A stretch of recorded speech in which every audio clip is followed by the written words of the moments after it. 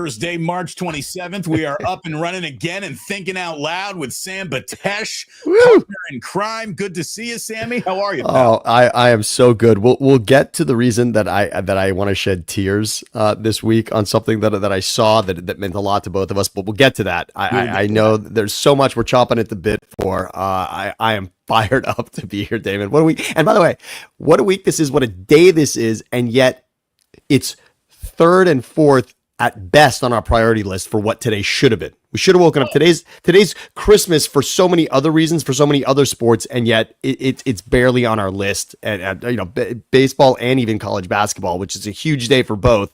And yet I know there's so much else that you and I want to get to. How many people woke up thinking, oh, Sweet 16, more than they thought, opening day, which means there's been a huge pendulum swing. It's a shift here in America, and we will get to all of that. But if you're not starting with football, you're basically asking your audience to tune out right away. And it's what we will talk about as we keep on going here, Sammy. But, the thumbnail is all about some things that are happening and, guaranteed dollars that are out there. There are two guarantees in football right now. Guaranteed dollars matter and the guaranteed bitching and moaning that comes with each and every transaction. It feels like our favorite sport in America is football. Our second favorite sport in America is complaining about football. It's amazing. It's amazing. And you and I are pretty good at it, but we tend to come to the defense. Most of the time, though, we remind people there are certain things in life you don't need to complain about. I used to have members of my family who would, after wins by the teams we rooted for, would say, but this happened. And I would say, you know what? I'm just not in the business anymore of complaining about wins. I'm just gonna exit from those conversations. And when it comes to the NFL, it's almost like this afternoon. No, but we did win. That's it. It's wins and losses. And when it comes to the NFL, there's so much that the league does right that I like to remind people, whatever you're complaining about, trust me, your other favorite sport isn't doing it as well. No, not even close. Even close. But there really is. There's almost a level of performative anger that fans now directly relate to their fandom. Like people want to show you how upset they are so you understand how upset they are more than I think they are even really upset. There is so much performative public fandom going on. And I know that this existed long before social media became a place where we can all go really display it and show it. But we are like overdosing from fan misplaced emotion in sports, and it's really driving me nuts. So hopefully we can clear up a couple of things here today. That's what we're here to do. Alleviate some concerns, and if there really is some shit that should be bothering you, we will circle that for you and say, yes, there is something to be upset about. Something that I think no one needs to be upset about, and because the show emanates from San Francisco, I feel like we always start with a Niner something-ish. There's a lot of where's Brock Purdy's contract, and look, I've asked that question myself. And now you've got people saying, well, you cleared up all this money and you made all these painful decisions to get to the we can re-sign Brock moment. So where is that moment? And the fact that it has not materialized already means there's something rotten in Denmark or Santa Clara at the very, very least. I really don't think so. Sammy, I really don't think so. Sometimes we are our habits. And the San Francisco 49ers habit of getting all of their player contract and business done at the speed of molasses is kind of who they are. I don't think there's anything to really infer from the 49ers dragging their feet on the contract. Don't interpret dragging feet as cold feet to continue to do business with Brock Purdy. And again, smart business is more important than quick business in the NFL. Getting it right is better than being right in the moment that the fans want you to be right. Brock Purdy's not going anywhere right now. And I have heard this. It is interesting. I believe it was Mike Florio who said he would love to see a top flight starting quarterback in this league go to the free agent market, which is to say every story that you're seeing about top flight starting quarterbacks in this league is re-signed with current team. Just go back, just look at headlines, right? This is not starting pitchers in baseball. Starting quarterbacks in the NFL do not leave their teams.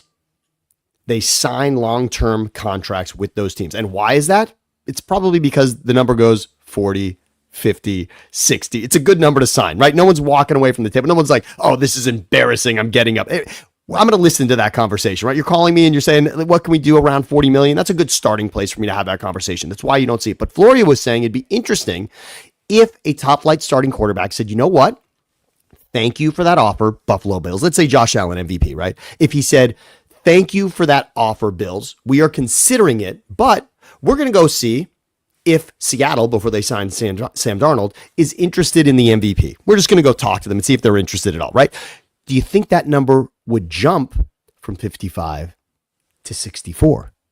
Right? Would that change the math all of a sudden? If Seattle's only opportunity at having MVP quarterback play was to get Josh Allen, and that was an option to them, how much would they overpay whatever, quote, market value is? So it was an interesting concept that Florio threw out there, but Brock Purdy came up in the conversation quickly. And Florio said, I wonder if Purdy actually would end up with more from the Niners than he would when he dipped his toe in the open market. And that kind of made my brain explode. I did wonder in that moment, because I've been pretty steadfast with you saying I've got no problem with Brock Purdy at a 5 and another digit and million after that. I've got no problem with it. I think he's done enough in this league. I think he's proven it. And he doesn't play for a franchise that isn't in the Super Bowl conversation. So you don't just stumble into leading a Super Bowl contending franchise for 3 seasons if you're not doing something right at that position. Doesn't happen. Right. I look, what would Brock be worth on the open market is a question that I don't think we'll ever really get to know the answer to. Now, if I'm the 49ers, I'm looking at, all avenues available to me. Sitting down today and signing a new deal is one of them. Playing super hardball, saying you coming on back, risking any sort of holdout. And by the way, I really don't know how you can hold out when you got 2 franchise years behind you. So I don't even think that the Niners have to worry about Purdy calling their bluff. But they could say, we want to pay you $5.5 million for this year and then franchise you twice. We could do that. Now, would Brock Purdy make more money in guaranteed money than the franchise dollars if he signs a new contract today? In the second year, unlikely. The second franchise, very unlikely, Damon. The first, maybe. But again, it's that second one which has the elevator in it. And remember, a guy that we all would love to wake up and be tomorrow, especially if you're checking the bank account, is Kirk Cousins. Kirk Cousins has made a lot of money in this league. And remember, he was franchise tagged by the team that's supposed to love him most. The team that drafts you essentially is the team that loves you most, even though in the year they drafted him, they also drafted a quarterback they thought was better than him immediately. So, right. I mean, they drafted him. He was their second drafted quarterback of that draft, RG3. But Cousins was franchised twice. And that had people talking a lot because that elevator on the second one was so much for that season that he played. But guess what? Kirk Cousins made some fantastic money in those 2 seasons, especially the second one. So that second one would make Brock would be in the conversation of highest paid on a second franchise tag. Then he got the guaranteed money, obviously, in Minnesota. And I guess we're about to transition to the Vikings here anyways. But just in terms of the hand-wringing of the speed of which the 49ers do business, look, it drives me nuts too. But I don't think that any slow feet indicate cold feet. And what is their recourse? Again, what is the viable plan B if they're not going to be drafting a quarterback, which I don't think they are? This is not the draft to do it. It will be, way in the back of the draft, take a flyer just because you should always draft a quarterback. Every draft, with your final pick of the draft, take a quarterback just in case. It's not going to be Aaron Rodgers. Would you even want it to be? Ask every Niner fan out there right now. Would you rather Brock Purdy or Aaron Rodgers? I'm sorry. I'm sorry, but Brock Purdy, first of all, look at the entire slate of free agent quarterbacks. Even throw Geno Smith into the mix, who wasn't a free agent, it was a trade. But Brock Purdy, everyone that was available. Look at every quarterback. Josh Allen was not available. He re-signed, right? That's totally different. Quarterbacks that were available to play for the 49ers instead of Brock Purdy based on this free agent cycle. Who did you want more than Brock Purdy? Nah. No. Jameis, Russell, Rodgers, Kenny Pickett. Again, that was a trade even. But what Gardner Minshew? Where are the quarterbacks that you wanted more than Brock Purdy that were so readily available that makes exactly what you're saying true, which is where's the vitriol for what you wanted done instead of exactly what's happening, which is, I guarantee you, what do you think? They're not returning the phone calls of Brock Purdy's agents at this point. They're having conversations. Right.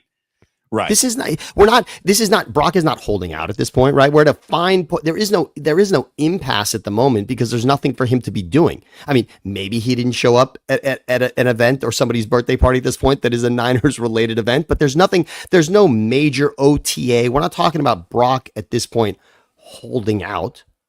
This is just other guys get paid. And ask yourself this, Damon, because Jaguars fans and Dolphins fans last offseason, they slept really well. You know why? Because their quarterbacks got paid a lot. Those quarterbacks set the market heading into the 2024 season. Tua and Trevor Lawrence. So those franchises in the offseason thought, we got it done. We got our guy locked up. Are Dolphins and Jaguars fans telling us how happy they are with their 2024 season right now? Right. Not at all. Not that was a disaster. Really, both you could argue both were a disaster. The Trevor one might look worse than the Tua one right now, frankly, but neither one of those are way to go. And by the way, those are the yardsticks we're walking in with if I'm Team Brock Purdy. And that's for sure. You better believe it, because as bad as last year was for the Niners, it was as bad for Miami and Jacksonville. No doubt. No doubt about it. By the way, so I called my buddy Ike yesterday because it was Ike's birthday yesterday. His birthday's right after my birthday. Okay, by the way, how do we not start with the happy birthday, Damon? I'm sure you've done this a couple times on the show, but yes, happy birthday, Ike. Happy birthday, Damon. So Ike was just in Las Vegas celebrating his birthday. I call him. He's like, hey, man, I'm in Kona. I'm like, what are you doing in Hawaii? And he told me that for his birthday present, he opened up an Ike's in Kona in Hawaii. He is now, technically that's overseas, even though it's still domestic. It is not the continental United States. So there you go. Ike, the ever-expanding franchise is happening. I'm so happy for him. Over 100 stores. Get yourself to Ike's. Get a delicious sandwich. Again, they're not opening bad sandwich shops in Kona. You're not allowed to do that. Not at all. Get yourself to Ike's. If you're ordering for your office next week, check out Ike's Catering. Make sure you sign up for the Ike's Rewards app. By the way, everybody who is signed up for Ike's Love Rewards app on Ike's birthday got $4.70 put in their account because he's turning 47. That's beautiful. For your birthday, if you're signed up, you get a free sandwich. So not only did I get a free sandwich this week, but he also gave me $4.70 this week. I am in the red when it comes to doing business with Ike for sure. And I thank him as always for sponsoring the Plus and everything we're doing over here, my friend. Let me tell you about the boys at the Dubliner 2 in West Portal. You need a cold. Well, here's the thing. Not ice cold, because no one wants an ice cold Guinness. Serve it at the right temperature, you bum.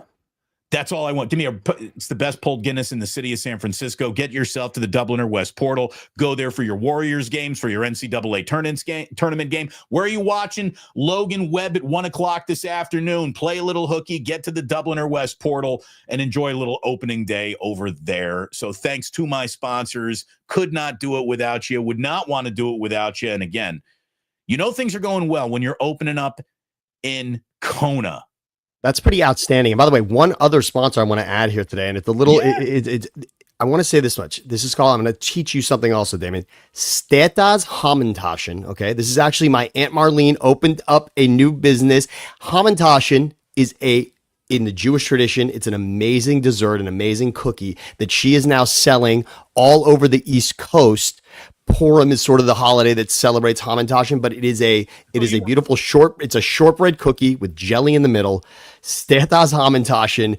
Go and check them out. Stetas is actually the term for grandma in that tradition, but yes. Yeah, that's like Stetas Hamantaschen. There you go. They are outstanding. Nobody makes it better than Aunt Marlene. I just wanted to give her a shout out because we're very proud. We've urged her for years. These are so good. We eat them, of course, but people will pay for these, and now they are. So now and I believe you're part of the reason why it's been conferred upon me, honorary Judaism. I did not know that cookie. I know exactly what it is. I see it with my eyes. I see it in the cookie case. Yes. I did not know that was called Hamantaschen. Hamantaschen. There it is. Damon, and again, yes, you and I spent many formative years together, and you are an honorary Jew because of that time together. And there you go. Everyone enjoy some Hamantaschen, and Steta makes the best. We know that. There you go. That's a solid sponsor. There it is. go to a word you cannot spell.com and order your Hamantash. I will get it in the link here. We'll make it happen. So anyways, look, thanks to the sponsors. Thanks to all of you. Hit like and subscribe. By the way, Sammy, for the first time, I got a video that's gone viral. I've added like 3,000 subscribers in the last 3 days. What do we got? Because of this Steph Curry video breakdown. It is approaching, I believe by the time I go to bed tonight, it will be at 2 million views. Wait. Time out. This is okay. What this is? This is YouTube 2 million, yes, or where? 2 million. So right now, I've always whenever I get a views over 48 hours, for anyone who's on YouTube, they measure views and how many views you get over 48 hours. Whenever I've gotten to the 100,000 number, I'm cooking with fish grease, right? When I have a 4-hour period where it is 100,000 people have viewed my channel, it was a really, really good 48-hour period. Let me show you, if you don't mind. Give this. No, please. The last 48-hour period. In case you can't read that, I've had 950,301 viewers. So forgive my ignorance. Please tell me what exactly this was as I get it up right now. But please tell me what it was. Who is it? Is it you solo? Who are you with on this? And it's how Steph Curry cooks defenses. It's just like a little film breakdown of him moving around the court. It was done with AI. No way. I didn't even fucking do it. Oh, I'm so excited. I'm so excited. Incredible? And by the way, on the eve, we were talking birthdays, the Steph Curry breakdown on the eve of Rick Barry's birthday, which is the 28th, which is tomorrow. Hey, Rick's birthday tomorrow. Yes, it is Rick's birthday. Tomorrow. I like He calls me on my birthday every year, Rick, and I call him on his because he shares my dad's birthday. So definitely Rick Barry, way to go, but excited for him. That's awesome, Damon. 2 million doesn't just happen. No, but I guess the point is it did just happen. Like, I think I got so many things that are so much better than this out there that have not done anything, and this has taken off. I will be at 2 million. I've never done 2 million of anything in my career. Guess what, Damon? And it happened here. And it happened here. Of all the things you never thought would happen on YouTube, it happened here. I'm so fired up for that. And by the way, I loved what you tweeted out. By the way, I think it was an older video, but the Steph full court from the full court shot of Steph that you had tweeted out this weekend. And I think I answered you on X as well. I said, I'm sure Kevin Durant's got a lot of teammates that can do that. But that is such an unbelievable Steph moment in his career that doesn't go down. It doesn't count anywhere on a stat sheet, but it's just one of those, wow, how can you be human, Steph Curry? So freaking casual, right? Like, so just I'm going to whip this ball 115 feet, nothing but net. And I'm going to turn around like it was a layup. And it's like a golf shot with a slice in it too, right? Oh, that thing had English on it. English on it. Really? I mean, who are the trick shot guys? The dude, wow guy. They could only dream of doing what Steph did with that basketball. It's incredible. It's really, really incredible. And again, it's crazy. I've watched Steph take, it's not even exaggeration to say that I have seen Steph take 500 half-court shots. Sam, he's hit 210 of them. I mean, like, he's nearly 50% from half-court, this guy. It's unbelievable. The most memorable moment from All-Star Weekend Sunday, the Sunday of the All-Star game, the most memorable moment was the half-court shot. The Beast had the competition between Dame Lillard and the fan who was going to win the money if he hit one half-court shot before Dame Lillard hit three. How unfair would that have been if they had Steph out there? Steph would have gone bang, bang, miss, bang, and the other guy would have barely had a shot up. It would have been over. The guy doesn't even have the ball off the rack, and the thing's over. Steph got him. Anyway, look, thanks to everyone. Again, like, subscribe. Don't just do it over here. Do it over on Sammy's channel. Yes, please. And Siciliano got a great thing cooking. And again, we are all in a new, strange place together. And it's good to be here. But I love the viral. I love the viral, Damon. That is fantastic. Good for you. On viral. Oh, my God. Anyways. Where were we? We talked about Brock. We talked about we did Brock. And again, just to everyone out there, yes, Brock's going to get paid. I think steady is the right way to take that, but he's going to get paid. He's going to be in the conversation with highest paid. And always remind yourself that Patrick Mahomes is not the highest paid quarterback in the league. Whenever you want to complain, just remember that. Right. His record-setting, highest paid contract in the history of football is dwarfed by like Myles Garrett money now. It's for sure. And Max and Dak. I mean, there's a long list of guys that outperform him in that way.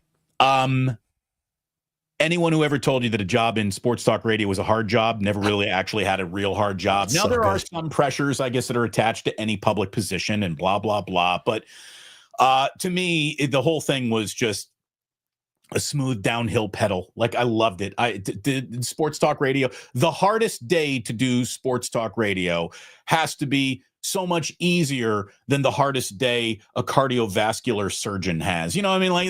Like, my hardest day is still a pretty damn easy day.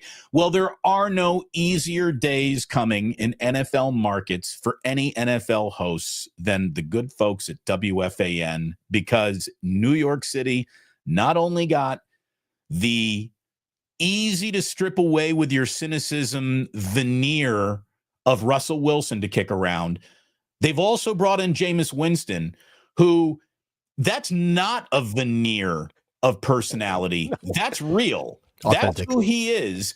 And first of all, Jameis Winston is about to be the single most popular QB2 in the history of football the minute Russell Wilson throws an interception. If Russell Wilson does play well for the Giants, he will be heralded in the moment, but that city will look to turn on him and Sierra as fast as humanly possible. And don't forget, the people's champ is the third string quarterback, Tommy Cutlets, anyways. So there is no easier fall on sports talk radio than for the good hosts of WFAN. Sammy, it's just been put on a tee for them. Their entire year has already been done.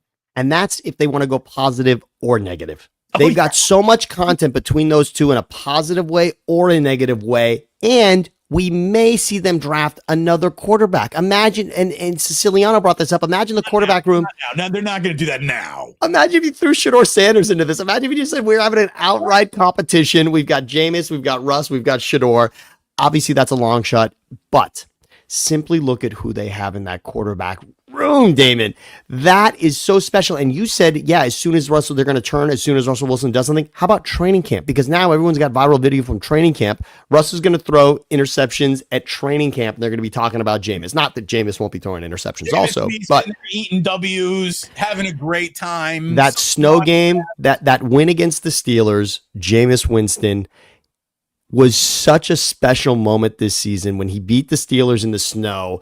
That was such a celebrated moment by everybody in the league. And then, by the way, he followed it up with a loss on Monday Night Football, which was also record-setting. He lost to the Broncos on Monday Night Football in a game where he threw, I believe it was 2 pick sixes in that game, but he also threw for nearly 500 yards in that game. Old Jameis Winston experience. Everything you could go through with Jameis Winston, you went through in that game. I love watching Jameis Winston. And when he after it, he also had the Eminem quote about a guy in Detroit rooting for him, etc. Jameis is such a content factory, and Russell Wilson will be doubted more than Jameis in New York.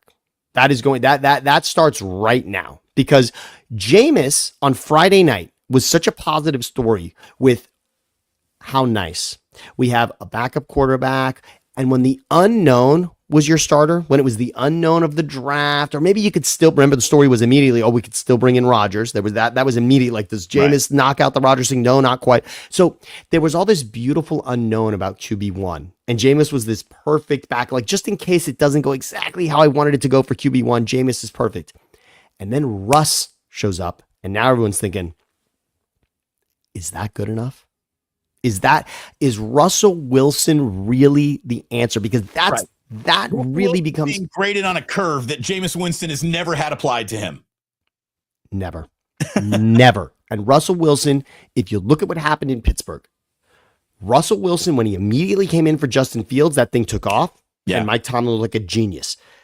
But you take the first 6 games and the final 5, and it flips pretty quick. The final 5 games offensively for the Steelers of last season, they are dissecting that at WFAN right now. That is for sure, because it did not go well. It looked more like Denver than it did like Seattle for those final 5 games, all losses for the Steelers last season. That was rough.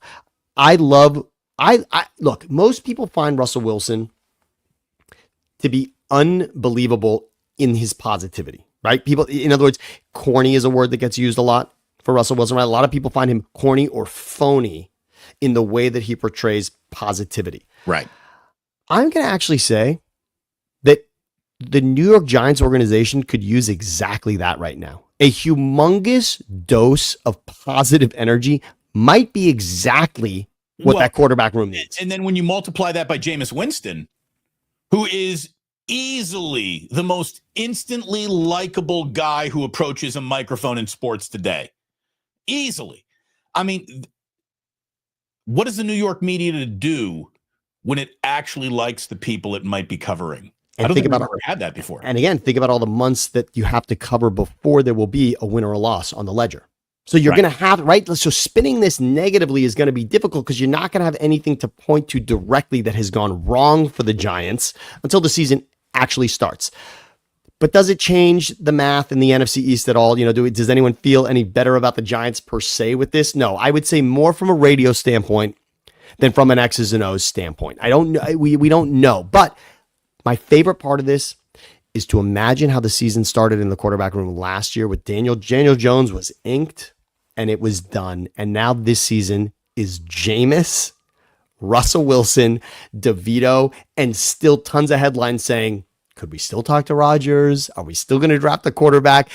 That's pretty exciting. I mean, it's exciting if nothing else because nobody was that fired up about Daniel Jones going into last season. This at least is fucking interesting. That is for sure. If nothing else, they got interesting officially teed up in the quarterback room for the New York Giants. It's going to be a very easy fall for our good friends at WFAN. You know, every business out there, it really is a people business. And there is the latest story because we apparently, even though it was years ago, we cannot lay our Tom Brady, Bill Belichick burden down. Like it needs to continue to be breathed life into. You know, one guy is literally like balancing his 18-year-old girlfriend on his beach in yoga poses. And it's not Tom Brady. I mean, that's what's amazing. The guy doing yoga poses on a beach with a young, hot model level girlfriend isn't the quarterback. It's the old coach who's now at North Carolina. That, by the way, that's going to be interesting. I mean, without a doubt, that's going to be interesting. But this Bill Belichick, first of all, so for those who do not know, Tom Brady has a newsletter. Of course he does. Why not? Why not? TB12 newsletter. Why not? Why? Who? Why? Okay. Anyways, he wrote, after 20 years together, a natural tension between him and Bill Belichick came to a head. And he went on to, talk about it's like a marriage, and divorce felt like the only answer because they had grown apart. They were serving different timelines in their careers. One was sort of figuring out how to wrap up with the most amount of wins in coaching history. The other was looking for another Super Bowl, and the best opportunity to do that maybe isn't here anymore.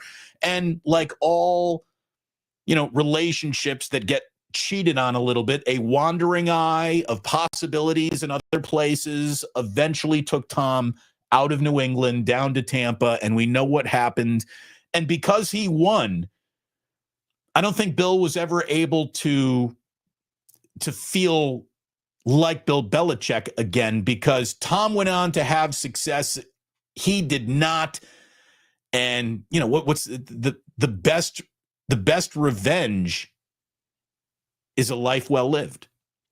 And Tom kind of had that, and Bill Belichick didn't. And it seemed like there's still tension in between the two of them. What's funny is that at this point, it was so long ago that they haven't rearviewed mirror the whole thing and had a laugh about it. It's nuts. At least he showed up at the roast. I have 3 definitive points to make about this. I'll lay them out. 1 is we have a lesson for the 49ers in this.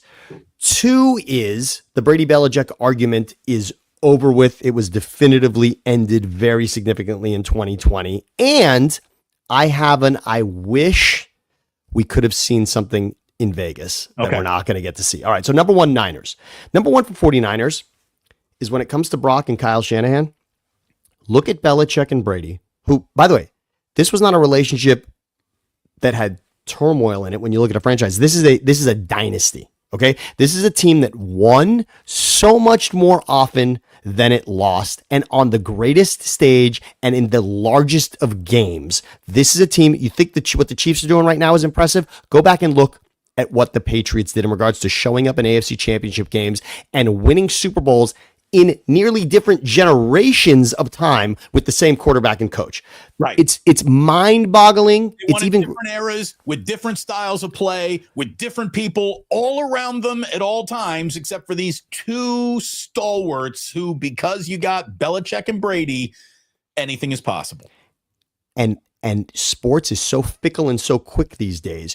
I'm just going to say, be careful what you wish for in regards to how you feel about Kyle Shanahan, and be careful what you wish for in regards to how you feel about Brock Purdy. Having it right in those two places in all of sports, if they're getting along and if it's working out, and even if they don't get along amazing, if it works out on the field, keep that together. And I'll say it again from Goodfellas, keep your mouth shut. For those that want to complain, because you'd be surprised to see how often front offices are paying attention on X. There are front offices. There is public pressure, and it is not all from the radio and the print media anymore, Damon. We lived in a time when it had to come from the radio and the print media pressure has never meant less. Exactly. Perceived pressure that athletes feel than they get on social media, because you're getting directly pushed by the consumer, by the customer now, and that is different. In other words, not someone that is paid to have an opinion. Right. Someone that is paying to come and watch you do what you do. These are people that are in the store for you. So heed what Tom Brady is saying, which is the tension can mount. And right now, there's a little tension around whether Shanahan wants the contract. That's what people are building up in their minds. But be careful what you wish for, because what you should want is you should want the stability at those two positions. If you're a Niners fan, don't convince yourself that you want another quarterback. Don't convince yourself that you want another coach. Convince yourself that you want these two to be together for 2 decades, because that's what it takes. Do we think that Andy Reid and Patrick Mahomes are going to split soon, or they're going to stay together and continue showing up in the AFC Championship every game? Look at it this way. Andy Reid was without a doubt going to have walked away by now, but he stumbled into the last officially open and operating diamond mine, and he's not going to lead the diamond mine while all these diamonds are still in there. And for Niner fans, remember, he was doing it with Alex Smith also. Andy Reid was having some success with Alex Smith, but then Mahomes showed up. And just remember, Shanahan and Purdy are close because they're doing it together. And that's what Brady and Belichick had, and eventually decided, maybe I don't need the other guy as much. There was always that ego about it, and obviously Kraft played a role in that, but just be careful what you wish for. What you should want is to see these two guys together. You forget in the Bay Area, because you went Montana to Steve Young. You forget that most franchises don't do. Favre to Rodgers, that is so rare. Right. Montana to Young, it is so rare when you've got a guy that can have you in an NFC championship twice in 3 seasons. That does not happen. Don't pretend that these dynasties happen all the time. Go get another one. Just go get another one. Go get another guy. I mean, that's the thing. What's funny is that Kyle Shanahan lives in this vacuum of the complaints and the gripes don't really add up. Everyone says that Kyle's ego is so big that he can't be a good NFL head coach. And then everyone will say that Brock Purdy isn't good enough to actually win, and it's all because of Kyle and Kyle's system. Well, which is it? Which is it? Is he so good of a coach that he can take a guy off the street like Brock Purdy and go to Super Bowls? Therefore, just always go get yourself a quarterback on a rookie deal. That's easy to do. Or is he, dumb fuck lucky that he just tripped into all of this? And the number one problem in sports is there is such a lack of patience. And I don't even think this is sports. This is the entire world. In the world. Nothing gets any chance to breathe anymore. Or the minute that there's any sign of regression, it's, well, end it, blow it up. It's all got to go. And remember, you when you take the piece out, when you take the coach or the quarterback out of the equation, You don't get the 12 wins from the last season and just start from that point. You're starting back at 0, and just beware. Look at the other teams around you that are trying to get the Niners, even with as bad as they are last season. Go look at the odds to win the NFC in Vegas right now. Look at the odds to win the NFC. The Niners had a disaster of a season, disaster for 2024. And they just had a disaster from a free agency standpoint, right? Go look at the odds. Go look at the odds. And if you're not talking Eagles or Lions, you're talking about paying a premium number on the Niners to win the NFC Championship, because that's how much faith, really, the people that have smart money have faith still in what Shanahan and Purdy are going to do. So beware. So that's my number one in regards to Brady and Belichick, is watch out in San Francisco, because you could be building something spectacular here. Don't take it for granted, and realize what you've got and just how close you are. And sometimes close is close enough. This is not, you're not getting burned here. You're in a Super Bowl. You're in NFC championships. That's not, we almost won the NFC West. No. That's winning. Ask the Cowboys if they wanted to be in those games. Ask the fucking Cowboys if they would take the kind of success that Shanahan and Purdy are having right now. Right. Just ask that. Look at it this way. Niners fans have been so spoiled by their father's memories. So they're not even your own memories, right? Niners fans are so spoiled by their father's memories that their level of success, which is success in this league, is only interpreted as total epic failure. I mean, look, you got a broken metronome. Hold on, wait, here he is. Broken metronome. How often does losing 2 Super Bowls happen? Which is harder, making it there or losing 2? Ask the Bills. Again, with the Bills, by the way, do you think Josh Allen wants to be in 4 straight Super Bowls? Forget about the outcome. You think Josh Allen wants to be in 4 straight Super Bowls, or does he want to lose another divisional game to Mahomes or another AFC championship to Mahomes? Tell me what he wants. Losing Super Bowls were so easy. I'm sure Lamar Jackson would do it more often than he does. Thank you. Where did that come from? Well, that's amazing. Whoever said that, thank you. I just said that. That's okay. Guess what, Damon? That should be a T-shirt. And we love Lamar Jackson. But Lamar Jackson, for the next 5 years, will probably have the play of the season in this league. Okay? Lamar Jackson is that good, plays the toughest position, plays for a team that has Super Bowl aspirations, and is knocking out of the park year after year. And yet, you know what he can't do? He can't get to the Super Bowl because it's not easy. And don't tell me how easy the NFC is in compared to the AFC. It's not. It's not easy. It may be an easier path because you don't have Mahomes and Allen and Lamar and Joe Burrow, fine. But there are still tremendous quarterbacks in the NFC that you got to get through. Purdy is showing up in the games that matter. Kyle Shanahan is putting him in position. And Damon, where do you stand on the Kyle Shanahan blew the 28-3 lead against the Patriots in that Super Bowl? In the history of coaching football, I have never seen an offensive coordinator receive more blame for a catastrophic defensive failure collapse than Kyle Shanahan had. I have never. The only coordinator who ever got as much credit for winning a Super Bowl than Kyle Shanahan got for losing a Super Bowl was Buddy Ryan in the 1985 Chicago Bears. Okay. Well deserved. Ryan and that defense was very, very special. And you could argue that maybe he was the better coach than Mike Ditka. Okay, fine. But Kyle Shanahan gets that loss held against him more than Dan Quinn does. And Dan Quinn was the head coach that night. And there are a lot of excellent coordinators in this league who can never cut it as head coaches and never get back to that level. Kyle Shanahan, as a coordinator and as a head coach, has brought his team, as they say, the horse to water. He has brought the horse to water in the most important game, in the most important sport in this country, period. He's done that. His name is synonymous with winning at an ultimate level, and I get it. You're comparing him to McVay, who's got the win over him. Right now, maybe you're comparing him to Sirianni, which seemed hilarious when Sirianni had his opening press conference, but it's where we're at now. I'm sorry. To be compared to the 4 guys that happen to have won a Super Bowl more recently, that's a list you want to be on. Sure. They've got it, and I just say build that and just look at Brady and Belichick and don't take that for granted. You're closer to that than you are the worst case scenario. Brady and Belichick that made that 28-3 disappear, since we'll go bring it back to Thank you. Full circle. Oh, by the way, Steve says 28-3, never forget.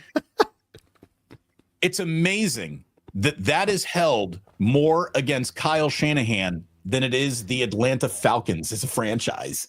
total catastrophe. And Dan Quinn now, I understand, NFC Championship appearance with Washington. He's getting a lot of praise, and he should. He's also got a pretty awesome quarterback that they drafted. But that was not on Kyle Shanahan. Should you run the ball more? Yes. But sure. How 28-3 disappears a lot more on the defense than it does on the offense. All right, so that was my number 1 point. My number 2 point was take yourself back to a time when we wondered who deserved the credit for the Patriots dynasty, Brady or Belichick.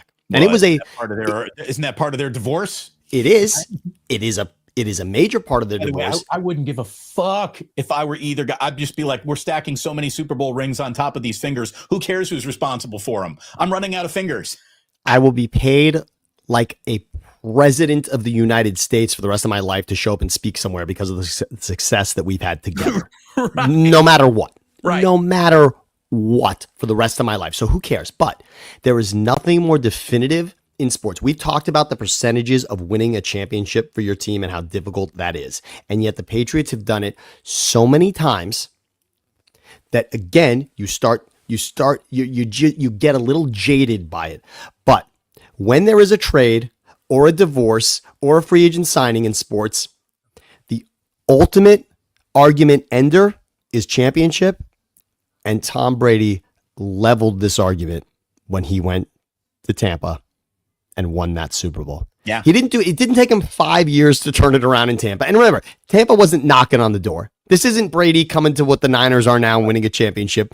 Brady goes to Tampa where Jameis had thrown for 5,000 yards and they got rid of him. They had really interesting weapons, but the offensive line was a little bit of a question mark and the defense was a work in progress. But Brady was the steadying, calming force. And think about the confidence that a football team has when number 12 comes walking in the door. It was so stunning to see. Because now go back and remember, the Saints were hosting the Bucks.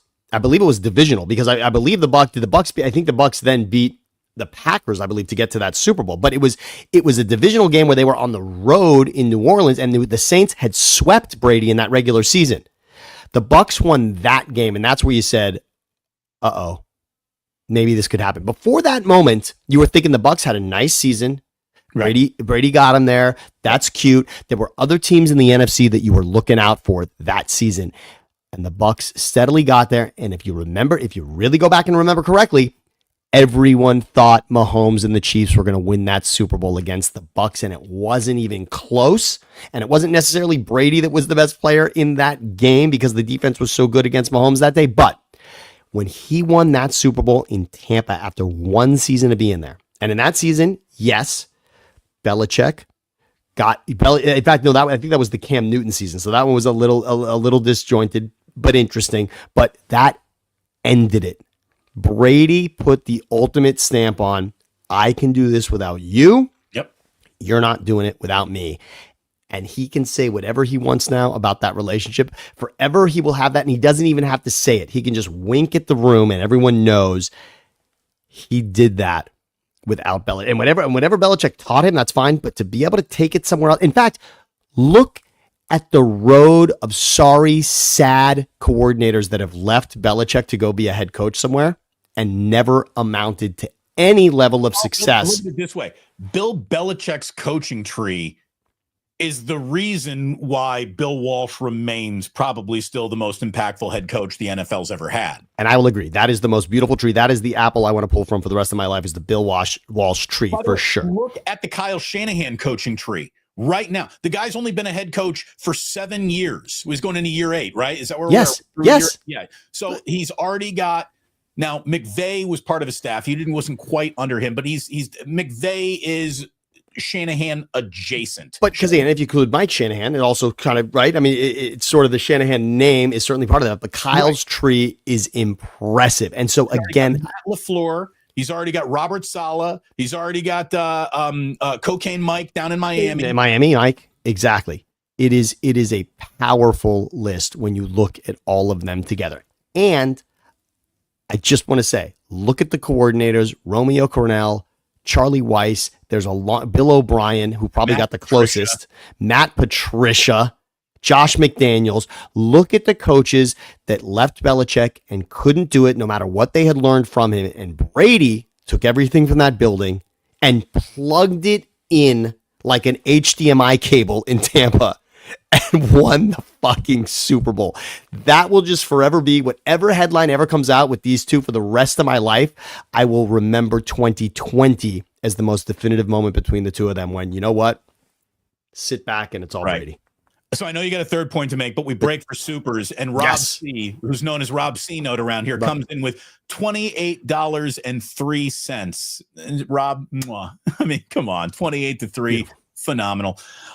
What is the viral clip? The viral clip is called How Steph Curry Cooks Defenses. It's at 1.9 million views. It's only been up for 13 days, and it's got 1.9 million views. It's basically it dwarfs anything else I've done online, and I don't even know how it happened. But watch it, please. Keep that sucker going. Keep it going. Look at it this way. I now know what getting kissed on the forehead by the algorithm feels like. I thought I knew, but I did not know. Now I know. It's a lot of trial and error, and I wouldn't even call it error. It's a lot of trial on YouTube, and this is simply an ode to the work that you have put in, and again to the characters that you've associated with. I don't just mean off the scenes. I'm talking people like Steph Curry. Like, this is thanks to what Steph Curry is, and for those that want to doubt where Steph Curry is in the GOAT conversation, let's just add the 1.9 for Damon Bruce plus add what Steph Curry means to the world based on that as well. I'm not saying the fifth title's already been won, but kind of. kind of, Damon. This is a feather in his cap and yours. Congratulations. My third point about Brady and Belichick is only a what if, a what if, and I think we should all just a tiny tear can shed down our cheek for the idea that we could have had, because the conversation apparently happened. It could have been, we're going to see Belichick in North Carolina, and I know you said that's interesting, Damon, but what if Brady running the Raiders could have had Belichick as his head coach? I mean, just sort of a reversal of roles, and just think about the magic that we could have seen in regards to Brady behind the scenes with Belichick as his head coach on an NFL sideline. Forget about the history between what is the Raiders and Brady Belichick. Obviously, all started technically on the Tuck rule, right? There's that magic that would have been amazing. But the fact that you could have had Belichick essentially answering to Brady in Vegas, I'm sorry, but I am so sad that we're not going to be able to see that. I am so sad that we won't get that. Because this headline could have just as easily come out if they were in this relationship. It might not have been on Brady's newsletter, but it just as likely could have come out about the riff in New England. It's just so much. You talk about the juicy stories in New York, the juicy stories for the Bay Area and for Vegas and for the entire NFL community. If Belichick and Brady were still together in these reversed roles in Las Vegas, I wish we could have seen it. And it also makes me wonder, will we see, remember how it was said that college coaches couldn't win in the NFL, right? I mean, let's just go to the best ever, right? Nick Saban in Miami, nobody is saying that was, right? Bobby Petrino. I mean, the list goes on and on of coaches that are doing it in college, Lane Kiffin, that are not doing it in the NFL. Will we see that Belichick finds success by the way, at a program that is not on the list of favorites for anything, anywhere when it comes to football? Will we see that? I do. It's not as fascinating as him as the Raiders head coach, but I will be really interested to see if North Carolina is in any conversation. North Carolina in the ACC title game in the first 3 years, it'd be amazing. It will be amazing if he does that. I wonder what that meeting is with a 17-year-old senior rising that you're trying to recruit. How is Bill Belichick in that meeting? It's just fascinating. I'd love to be a fly on the wall for all of it. Anyway, look, let's wrap up with this in terms of gripes and complaints and things that just have people always angry at football. We've got Cam Ward having a very impressive senior day down in Miami. Speaking of ACC football, Cam Ward has an impressive pro day. Tennessee mulling over what to do with the number 1 overall pick. Apparently they liked what they saw. They haven't publicly said that they're in love with Cam Ward, but they haven't publicly renounced him either yet. They still say, hey, anybody who might be interested in this number 1 overall pick, pick up the phone. Let's have a conversation. We can talk about it. And that's smart business, Sam. I want as many options. I mean, the number 1 overall pick in the draft literally represents your options go to infinity. They don't stop. Any player you want, any deal that you can have come across your desk, you can do it. You can do it. And the smartest thing to do in the world is convince everyone that you're in love with Cam Ward.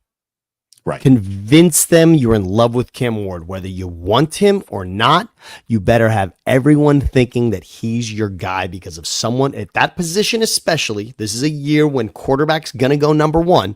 Convince everybody he's your guy. And now watch what lines up, because that ups the price in regards to what someone else has got to be willing to do to get that from you.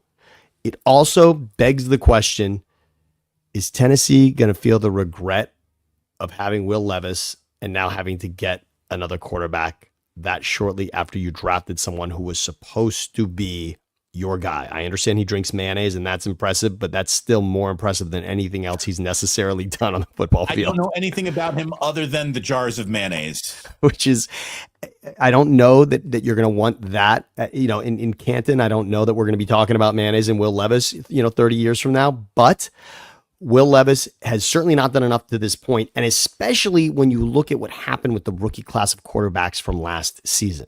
Because Bo Nix, Jaden Daniels, Drake May, even Michael Penix made an impact the way that they did on those franchises so immediately, it's going to be difficult for Tennessee not to say, oh, we can get Jaden Daniels and Cam Ward. Let's just do that. Here's the deal. If you're Tennessee, you literally have not had a truly significant quarterback.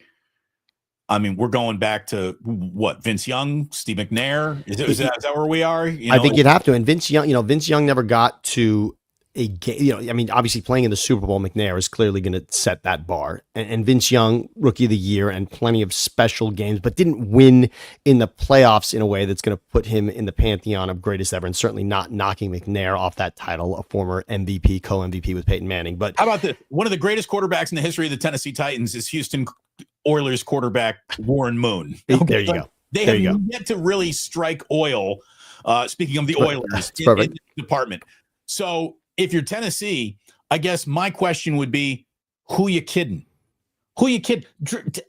Take Cam Ward number 1 overall, because can you actually afford to live in a universe where you had that option, you didn't take it, some other team does, and Cam Ward goes on to be something?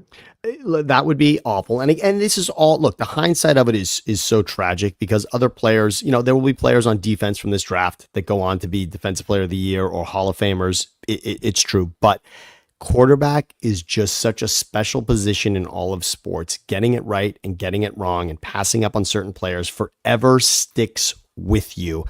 And you've got to get this one right. And you don't need to go back that far to look at a team that could have said, no, we don't want to admit that we made a mistake and we're not going to do it. But the Arizona Cardinals are more interesting today because Kyler Murray is their quarterback instead of Josh Rosen.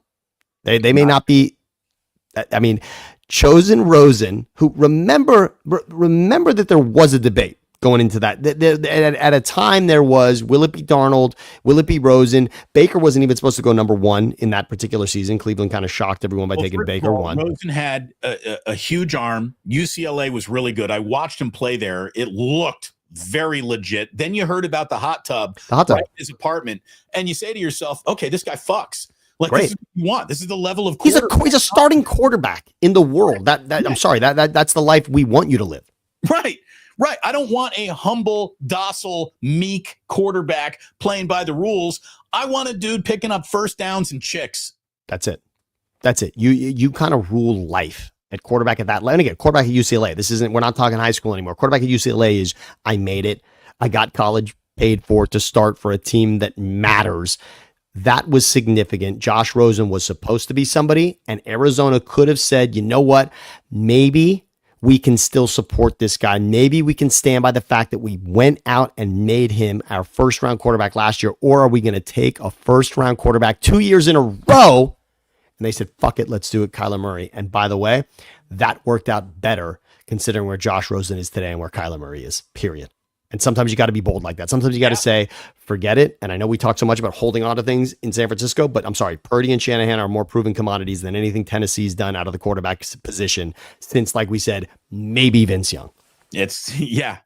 When you got something that's halfway decent, don't look just because it's not perfect. Don't run away from really good looking for perfect, because perfect is really never available in sports. It hardly ever is. And Tennessee is more interesting, obviously, with Cam Ward there. And I'd love to see it. And it's also I'd love to see a team. Look, I'd love to see the Steelers, who right now are looking at Aaron Rodgers and maybe nothing else. I'd love to see the Steelers. They'd have to make maybe 2 or 3 trades to get it from 21 to 1. But imagine if the Steelers found a way to get up the number 1 because they're so in love with Cam Ward and they think that's their answer. I mean, I'd love to see someone really make a massive play and give Tennessee the house and go get one, or I'd love to see Tennessee draft him one. It's interesting, and I'm so glad that what we thought was a quarterback class that was less than now has a shiny object in it, because Cam Ward, after his pro day, has become that. Everyone is now convinced, oh, Cam Ward's really somebody.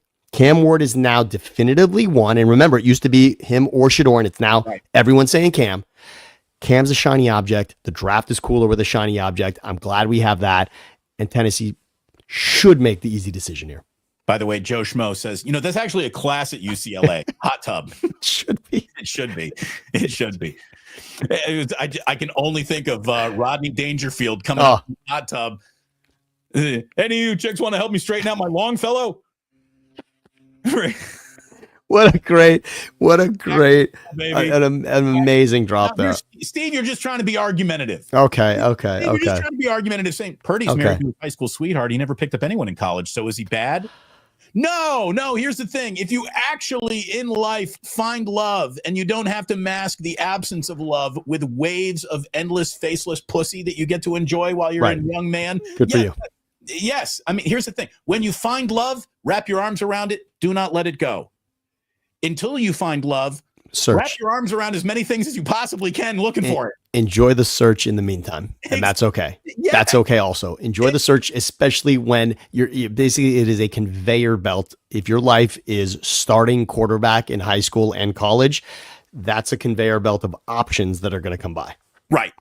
That isn't so much a hunt for a treasure chest as it is you're walking the aisles of Walmart, and boy, there's an awful lot of inventory here. It's just there's a lot in stock. So, okay, we move along to the fact that, Sam, you and I were right about the same age. We grew up, in similar ways, and we grew up liking baseball. Unapologetically loving baseball. I remember when you and I were watching that A's game where Jermaine Dye fouled one off of his freaking front of his leg and broke his own leg. And the two of us were like, he just broke his fucking leg on a foul ball. How did that happen? I couldn't believe whatever we were supposed to do. We did not go do it because we had to sit down and ponder how Jermaine Dye just did that. But anyway, we love baseball. We certainly used to. And I am very happy that baseball's back. But I got to admit, Sammy, if we're just, if this is a true conversation just among us two guys here and everybody in the chat room, I got to tell you, I love baseball, but I don't love Major League Baseball nearly as much as I used to.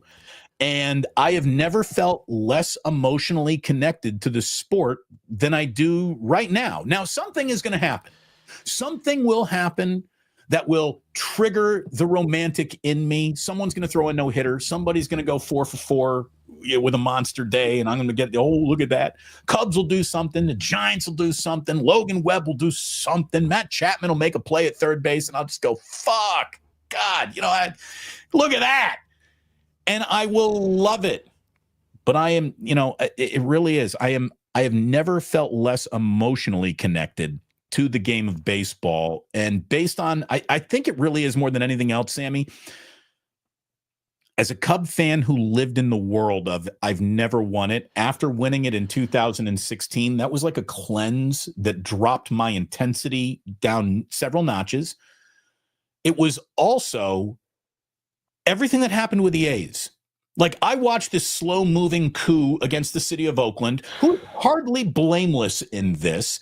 But at the same time, this is definitely the will of a talentless owner who wanted to get out of a situation more than he wanted to save a situation or improve a situation. We're watching what happened to the A's now almost not be allowed to happen in Tampa Bay. So there was an option that was never given to the city of Oakland that Tampa is getting to enjoy, apparently. And every other owner in baseball watched this happen and was cool with it. And is the thing, like, here's the thing. If I had to make one T-shirt to wear to opening day, I would not be able to wear my Final Battle of the Bay because that's never going to happen again. Ugh. I wouldn't be able to wear this from my friends at the Last Dive Bar who make the best stuff, and I love those guys. I really, really do. If I could make a T-shirt that everybody could wear to opening day, it would simply say, all major league owners can eat a bag of dicks. I am so sad with you on this. And I am here in Los Angeles, where obviously the Dodgers have created incredible buzz, and Shohei has brought unbelievable spotlight back to the city and winning the World Series the way that they did. And he's going to pitch this year, and there is excitement around that. But when you talk about what baseball can be, we are an hour into talking to each other about sports. It is opening day in baseball, which we used to circle on a calendar, make sure we were at a ballpark or at least watching all the games. We are talking about football. So I want to say, number one, football, the NFL has simply stolen every month of the calendar. It is just true. March Madness, forget about it. Between free agency and franchise tag and draft and OTA and training camp and Hall of Fame game and preseason. This is something that Kruger and I have talked about. The NFL looking to capture every minute of attention every day of the year. I cannot believe that they're not starting their own developmental league where you would have the reverse color patterns. So the Niners minor league affiliate, instead of wearing red and gold, would wear gold and red. It's great. The Raiders minor league affiliate, instead of wearing black and silver and black, would wear black and silver. You would have the reverse color tones of the big league uniform to the minor league uniform, and knowing that this was a place where players that you were developing were.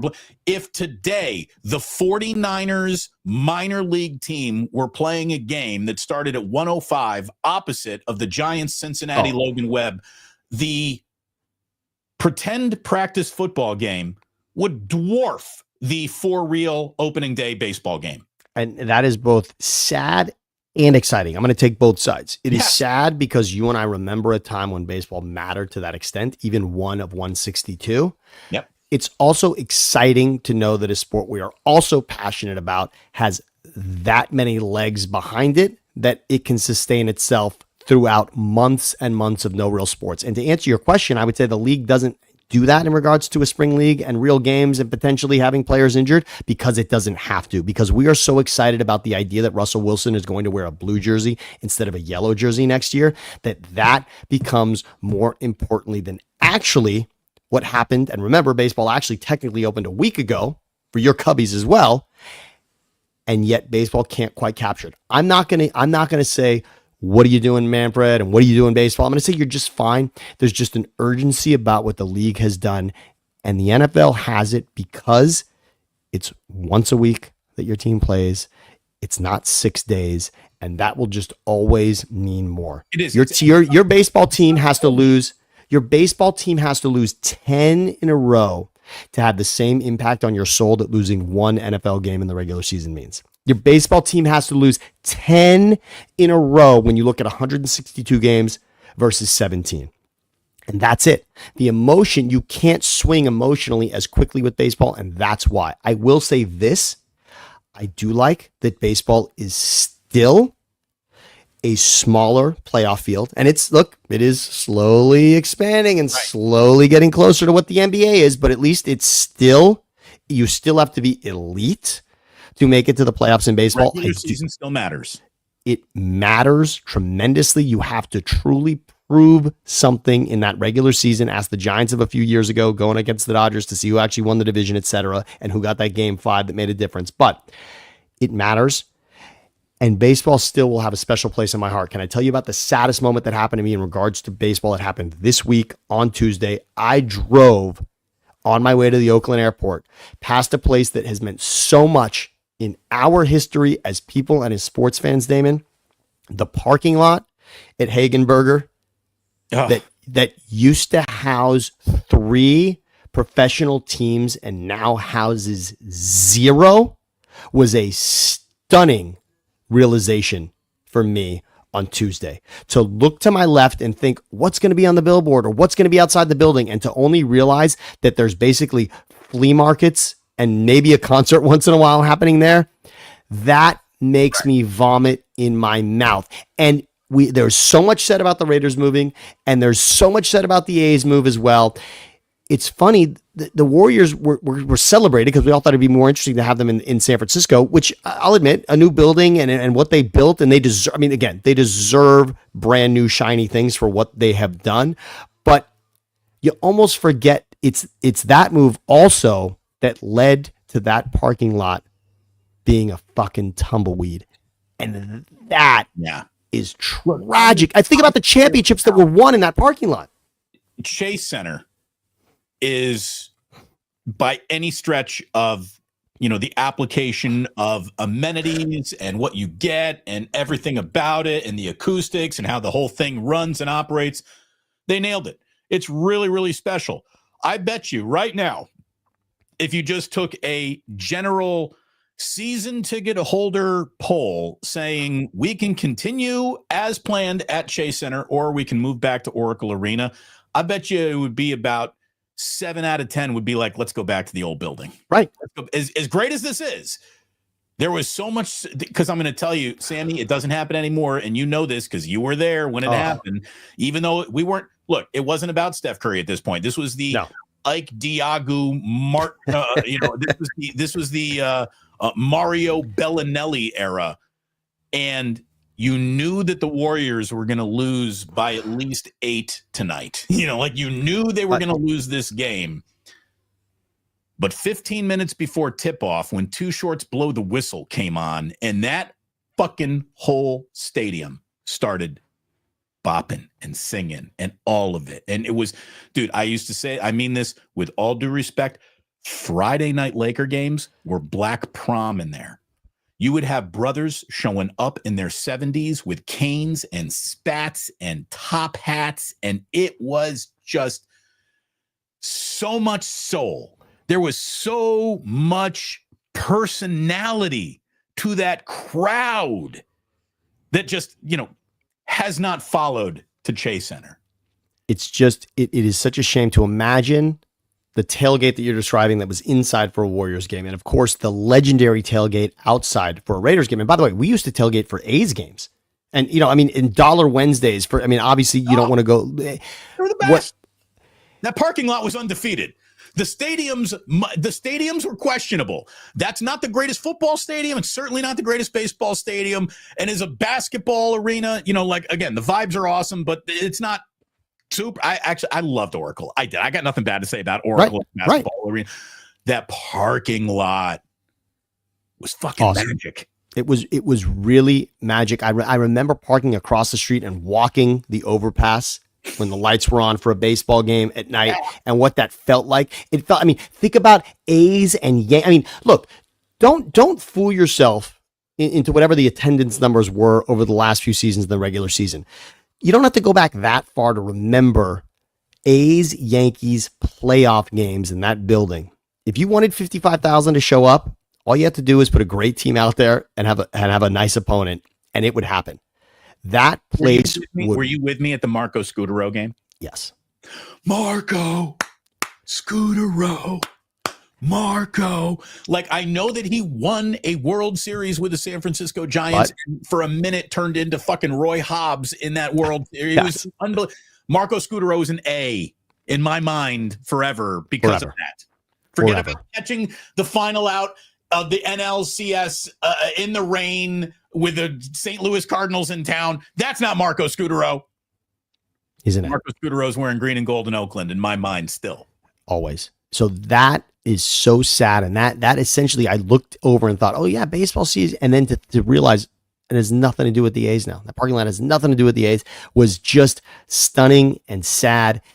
And I'll tip my cap also to the NFL, that you and I are so distracted by other things in the NFL that today could have been waking up Christmas morning for baseball and for the Sweet 16. Both of which are sort of pushed off our map, because even the idea that Aaron Rodgers doesn't have a home and the idea that Russell Wilson has a new one, those are still somehow items that matter more to most fans than what is happening right now in the moment. And that's it. But at least to be in LA, I'll say this, and Damon, we got to go together to a Dodger game this year, because I just want you to see what happened with what Shohei has done to Dodger Stadium, how incredible that is to have transformed even just the items to eat and drink there, the options now because of Shohei being here.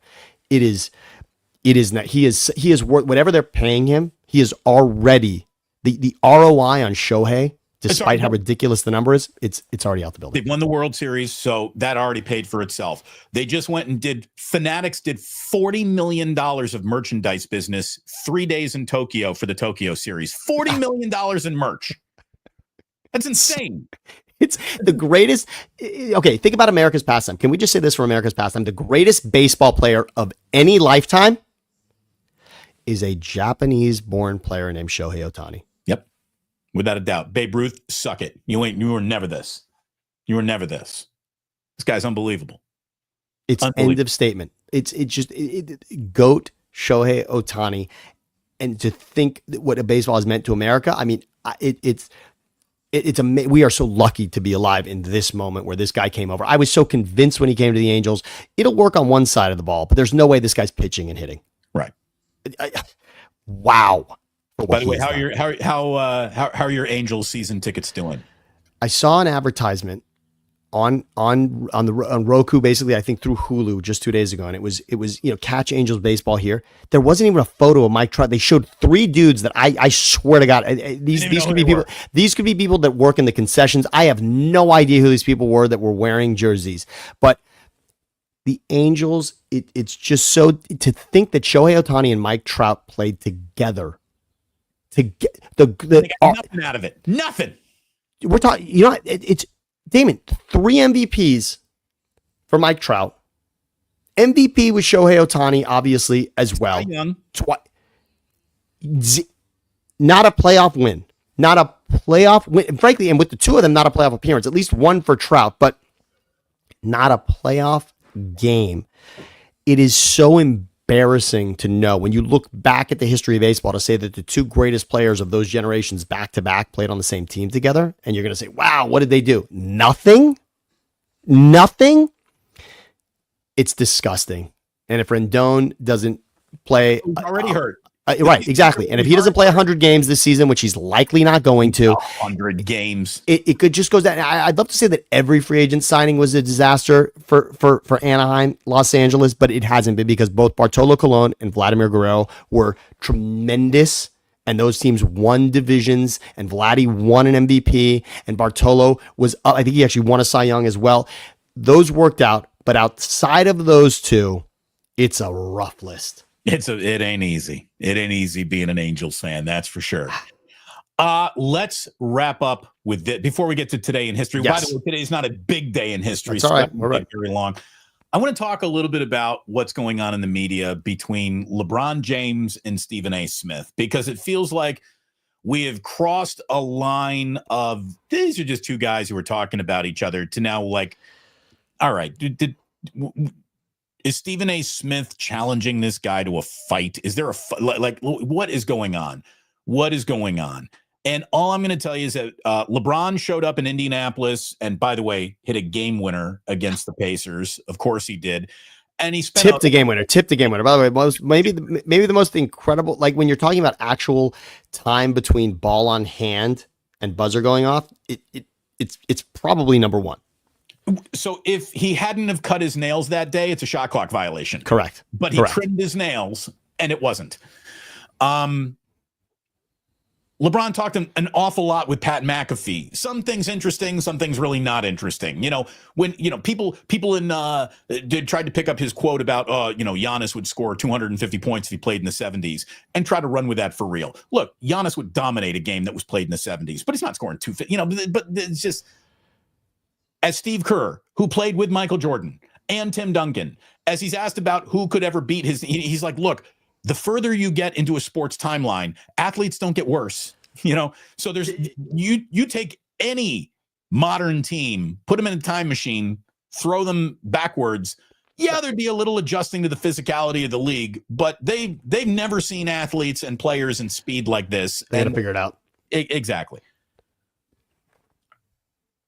LeBron was talking in a lot of shit. It was a good-natured conversation that he had. And then the topic of Stephen A. Smith comes up. And LeBron destroys Stephen A. Smith right on Stephen's network. And Stephen is so jealous of Pat McAfee. That is so obvious and has been since the day McAfee signed.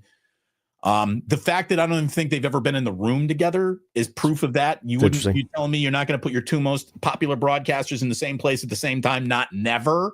So there's something there. Stephen A. Smith, look, I'm not begrudging who he is. I don't like the way he does it, but this man has created a niche for himself. I don't even think it's good for sports or sports journalism, but it's gotten him so high profile and so paid that this guy is literally now getting high off of his own supply, Sammy. And I'm just going to tell you right now, the pride always comes before the fall. And for Stephen A. Smith to be like physically challenging LeBron James in anything is comical in that LeBron James would probably end Stephen A. Smith's life in under 30 seconds if it really became a fight to the death situation. The two of you for your families go. Stephen A. Smith wouldn't make it to a standing 8 count. He'd be killed by LeBron James in physical combat. There's no doubt about that. Stephen A. is like, don't mind me. Dude, you wrote about sports in Philadelphia. You were not an Eagle. You were not a Flyer. You were not a Sixer. You wrote about sports, okay? LeBron would kill you. But the pride always comes before the fall, and it really does seem like Stephen A. Smith, with his profile, with his brand new deal, and all of his money, is really buying his own bullshit now. Just a month ago, when brought up as like a possible presidential candidate, he laughed it off, saying there's no way. Just this past week, he's like, I do think I could win that primary. Like, he is officially looking for the ledge that his career falls off of. I really think that's what Stephen A. Smith is setting himself up to be pushed off the ledge. I will challenge on one thing. Okay. Stephen A. Smith is in a sentence with the word President of the United States. Stephen A. Smith is in a sentence with LeBron James and quotation marks around it. As a broadcaster, as someone who covers sports, I won't even say that it is a dream of those of us who have done it over the years to end up like that, because it was so unfathomable. The idea that the athlete would be speaking about the media member, it has to show you the level to which Stephen A. has become. Stephen A. Smith is now, he is a popular noun, not just a noun, right? I mean, Stephen A. Smith is a brand. He's also even an adjective in many ways. But I mean, right. Stephen A. Smith, this shows you where he's at. Now, of course, look, small place in my heart for two reasons. Number one, obviously being raised on Philadelphia sports, always had respect for what Stephen A. did. And it wasn't that long ago that Stephen A. Smith was a writer, a very good writer, but a writer, and not, it's hard for people to imagine that grew up in what he's done over the last 8 years. But Stephen A. Smith was not always at this level. He is now. And this is proof of being at another level that really nobody in this arena will get to. Nobody will get to this place where your name is coming out of the mouth of the most influential player of our lifetime. LeBron James, when you look at social media, when you look at what he's done, there's not a more influential, because Brady was not speaking as much as LeBron James, was not changing teams as much as LeBron James, was not having television specials about where he was going to choose to play. LeBron James is the most influential athlete of many lifetimes. And he, right now, the most important person that he's talking about is not Austin Reeves, is not Luka Doncic, is not JJ Redick. It's Stephen A. Smith. And think about what Stephen A. has not only done for his own brand, but the idea that on the network that just paid Stephen A. all this money, LeBron showed up on that network. Now, maybe not with Stephen A., but on McAfee's show, on Stephen A.'s network, to now fuel this story further.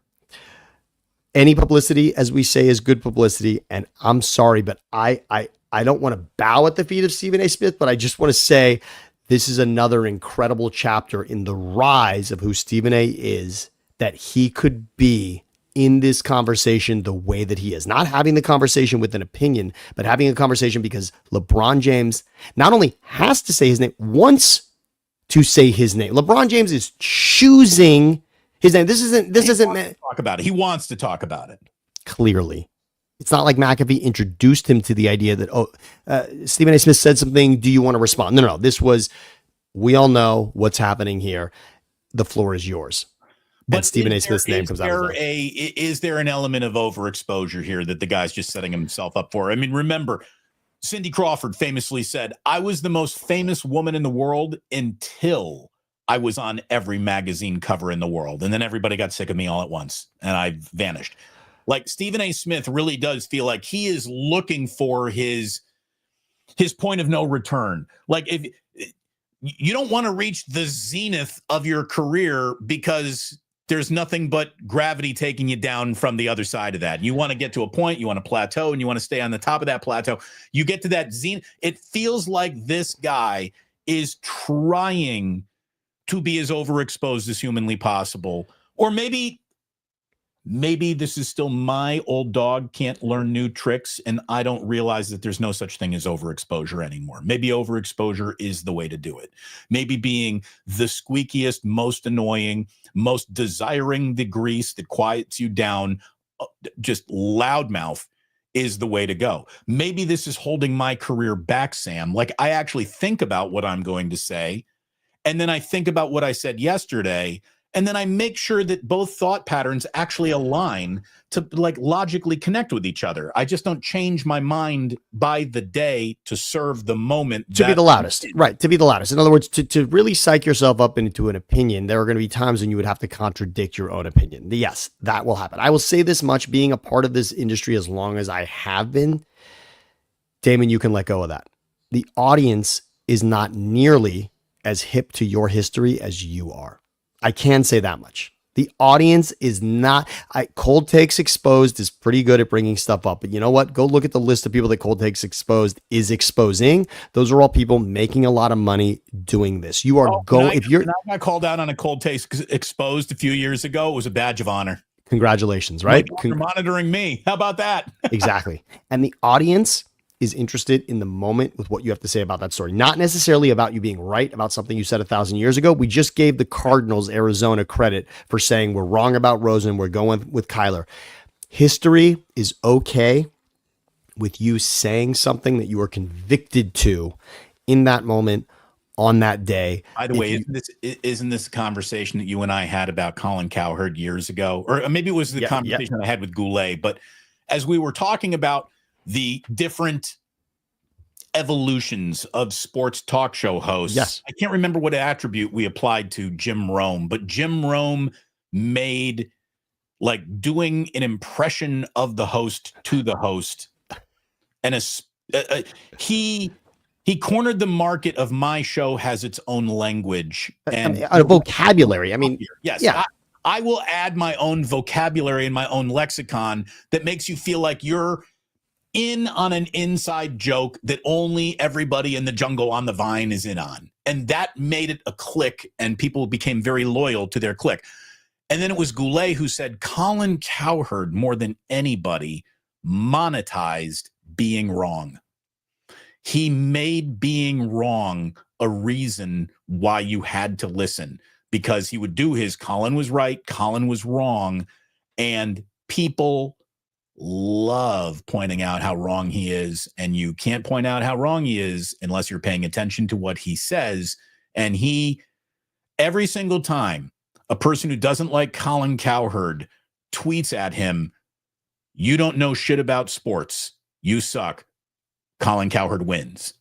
Period. Every time that tweet happens to him. Every single time someone says, "You're wrong," he gets another $1,000 in his check. He was smart enough to know. He is smart enough to know that what I say right now matters. And getting ahead of being wrong is the only way to shut the room up. If I'm telling you I'm wrong, what do you have over me by telling me I'm wrong? If I'm like okay, right. I'm at the end of 8 Mile. Precisely. And if I'm ahead of my greatest fear, what are you going to do to scare me? And that's it. And we're all scared of being wrong. And Damon, I will say that lesson to you. If you're worried that you once said that Aubrey Huff had the greatest pregame routine of all time for any Giant of all time, and it becomes one day that someone does something greater than the red bikini, that's okay. You don't have to hold on to the fact that Aubrey Huff did that. You can still be impressed by something new that may happen. That's okay. That's okay. Let go of it. I think it's just time to let go of Aubrey Huff too. That's okay. Anyways, look, I mean, this was a show that started somewhere. We were talking about fan outrage and grief. Then we turned it into media grief and outrage. This was a full spectrum broadcast today, Sammy. We have completed the circle, have we not? I love that. The circle of trust. You're safe in this nest always. Anything goes. And you and I are capable. Throw anything at us, and we are capable of dissecting it both emotionally and strategically. Eat at Ike's, drink at the Dubliner West Portal, and tell me about Bubi Made a Kishka. What is that? Go to Stetas Hamantaschen. You can now order this in stores. I used to be the only one enjoying it. Now the world can enjoy Stetas Hamantaschen. Amazing cookies that you can go get from my Aunt Marlene. Stetas Hamantaschen. You got to send a box. Oh, that's happening. Oh, that's happening. Box to the house. That's happening. You and Jillian will crush. Yes. Or should I paint lamb's blood over the door and then it won't? Well, that would ensure, that Jack and Ozzy are okay forever. Yes, but yeah. All right, are you ready for some history? I'm so ready, Damon. But let's go. Here we go. Today in history, we have 2 significant birthdays to acknowledge today. Happy birthday, Mariah Carey. She's now 56 years old. 56 years old. You want to know what her single greatest contribution to music is? All I Want for Christmas Is You. She's made more money off that song than all of her songs, I believe, combined. And the beauty of that song is it sounds like she's covering something that was written by Bing Crosby. Bing Crosby. Yes. No, it's hers. It's hers. She wrote that. She wrote a classic Christmas tune that sounds like it's from the 40s. She did it in the 90s. And that alone, she can buy a new penthouse in Manhattan every day from the royalties of that alone. I loved Mariah Carey in her earlier days and so respect what she's done even in her later days. And as you said about Cindy Crawford, that exposure can sometimes, call you out. But the fact that she not only was tremendous as a performer, but the sex symbol that she was over different generations and to hold on to it the way that she did, and even in 2 different really styles of it. Wow. From Mariah Carey. When she went from I'm Tommy Mottola's wife at Sony or whatever it was to now I'm definitely fucking Puffy and I'm doing the what was it, the fantasy video? Yes. And then Old Dirty Bastard, the Mariah going back like Babies and Pacifiers. Like that was phenomenal. She had some good shit, man. She did. So many, and picturing her, I'm trying to remember the first video where she's walking through the hallways at the school and dancing, like in the first introduction of who Mariah Carey was. She just stormed on the scene and she defined beauty for those years. Good for her. Hot chick, talented, could hit a note that I don't think any other human could ever reach.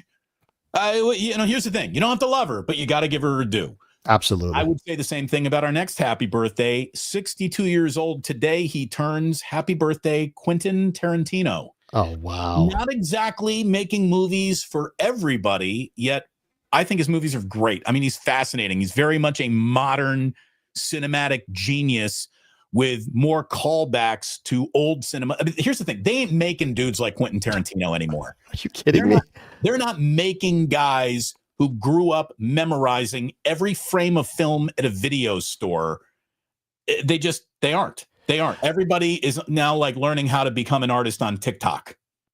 And by the way, the Mariah Carey, I believe it was Dream Lover 1993, the video that I'm referencing, where she's such a different version of who she ends up as. But it's, go back and look at that. I mean, just defining sexiness for sure there as well. But in regards to Quentin Tarantino, Ode to in the Bay Area, UC Santa Cruz, the banana slug shirt that showed up in Pulp Fiction. I will forever love that as an alum and as a slug myself. But what Quentin Tarantino did to all of us with not only that movie, but obviously Kill Bill as well. But just go back and watch Pulp Fiction. For everyone that thinks they have an opinion about Quentin Tarantino, go back and watch it now and just see what genius really is. That was awesome. And I will still tell you, as great as Pulp Fiction is, and it is his magnum opus, there is no doubt, Inglourious Bastards is also incredible. And at the end of it, Brad Pitt looks directly into the camera and says, "This is my masterpiece."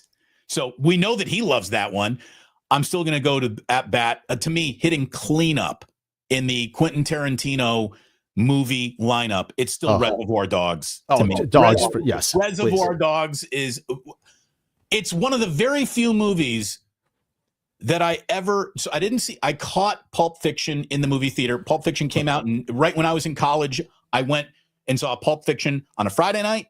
And then I went back on Saturday night and watched it again. It's the rare movie that I ever went 2 nights. The bang bang. I did the Mike Breen double bang on Pulp Fiction, and I also rented and saw Reservoir Dogs on a VHS tape. Yes, and it's the only movie I think in my life that the minute it was over, I just rewound it and watched it again.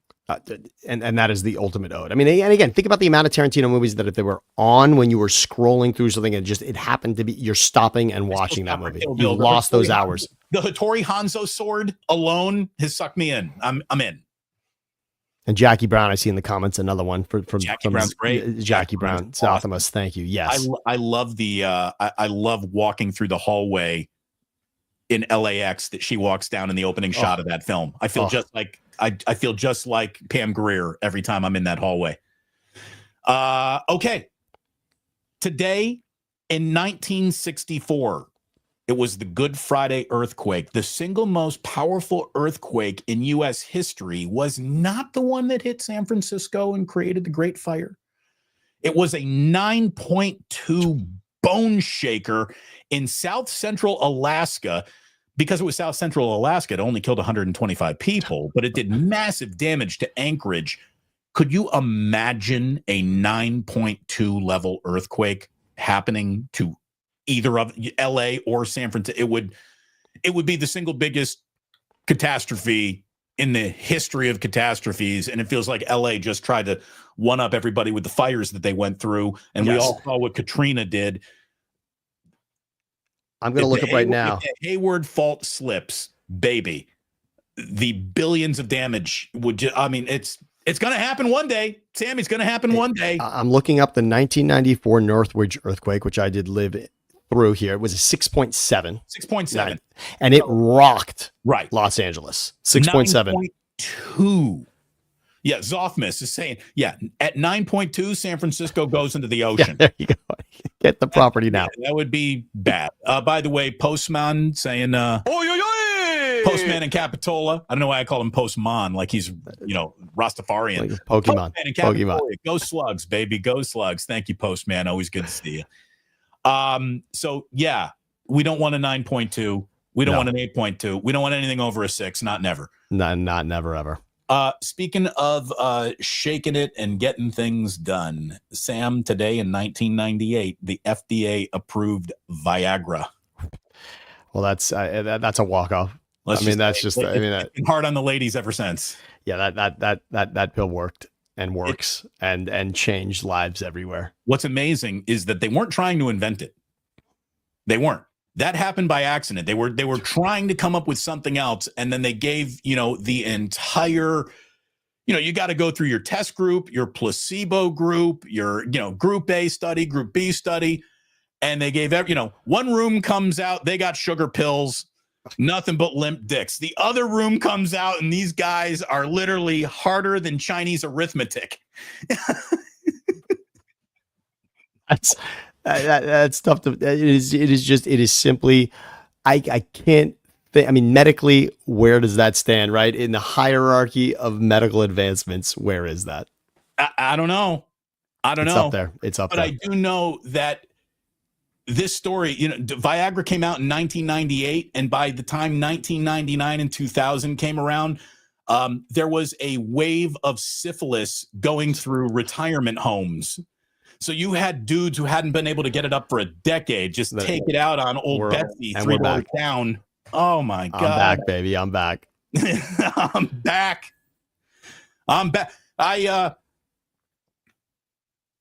I've never tried it. Damon, it's worth a try. It's worthy of your opinion. It's worthy of your opinion. How about that? Poor Jillian. She's like, I don't deserve this. I don't want this. All right. Okay. Where are we here? Oh, speaking of Viagra, yes. We will wrap up with this because today in 2002, comedian and television icon Milton Berle passed away. Mr. Television died at the age of 93. And for those who do not know, Milton Berle apparently was packing heat. Yes. And Uncle Milty, the joke about Milton Berle is that he would get into penis measuring contests with everybody in old Hollywood, but he would only pull out enough to win.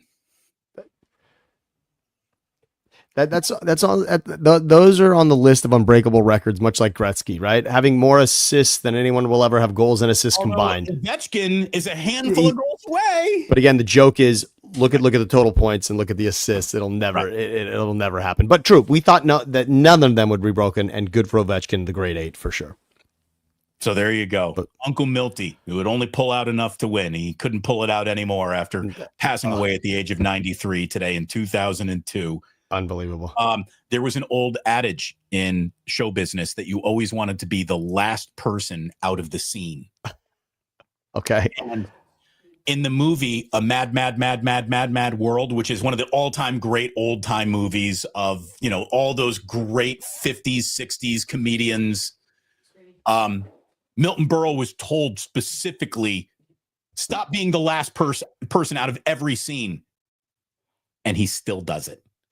Watch that movie just to watch who is the last person in every fucking scene that he's in. Milton Berle is in the scene longer than everybody all the time, even as they were trying to have the entire movie happen around that not happening.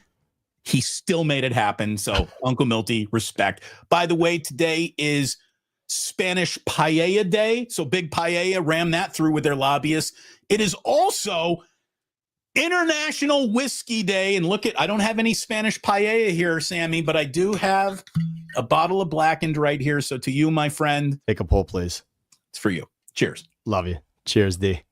Cheers, D. That's a beautiful finish. That's the show. Kids, thank you so very much for watching. Tell me about the cookies again. Stetas Hamantaschen, please go get them. Stetas Hamantaschen. Steta is spelled Steta, and Hamantaschen is an Hamentashen. Stetas Hamantaschen. Enjoy for sure. There better be a dozen of those bad boys on my front porch in the next couple of weeks. They're showing up. Again, get your sandwiches at Ike's. Get your Guinness at Dubliner West Portal. Come on back here to get your sports nonsense from me and Sammy. I love that we've officially turned this into like a weekly sit down, get together, and we're going to keep doing it. Everyone seems to dig it. Thanks to everyone who came in today with a super. Thanks to everyone who hit the like and subscribe. And please do remember that sports don't build character. They reveal it. And like that, they're Hamantasha.